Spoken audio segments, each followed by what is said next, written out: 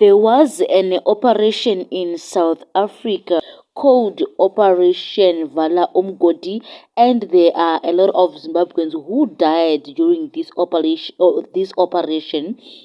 Meanwhile, the Zimbabwe Republic Police has released a statement on the names of the victims who died under this operation called Vala Umgodi. So the Zimbabwe Republic Police has received a request through the Ministry of Foreign Affairs and International Trade from authorities in South Africa to assist in the location and identification of relatives of Zimbabweans who sadly perished in a mine during Operation Vala Umgodi recently.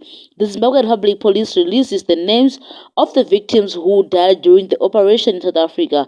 The bodies are yet to be claimed by the next of kin. So number one, there is, I will just call out the names: Bothwell Mlambo, unknown; Bobo Sithole, next of kin Magidziva; Gladman Mlambo; Blessing Mlambo; Shepherd, there's no surname; Kenisa Majoni, the next of kin is Shadi Maji, brother; Bernard Mamombe, there's no next of kin; Trust Makitisa, next of kin there is Lazarus Siaduma, Meshek Siaduma.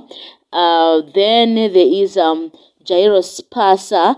Next of kin is Simon Maronga, Enes Mahachi, Kenas Pasi; Moses Chidumba, there is no next of kin; Thomas Chipanza, no next of kin; Jack Mlamba Maeza, next of kin is Joseph Mlambo; Ezaye Mlambo Maeza, no next of kin; Make Mlambo, next of kin is Kenas Mlambo; Pindirai Zumbaringwe, next of kin is Kenas Mlambo; Tendai Mubaiba, there's no next of kin; Mebisheng Mutubuki, no next of kin; Tinashe Shangure, no next of kin; Tafazwan Love, no next of kin; Justice Mwapinda, no next of kin.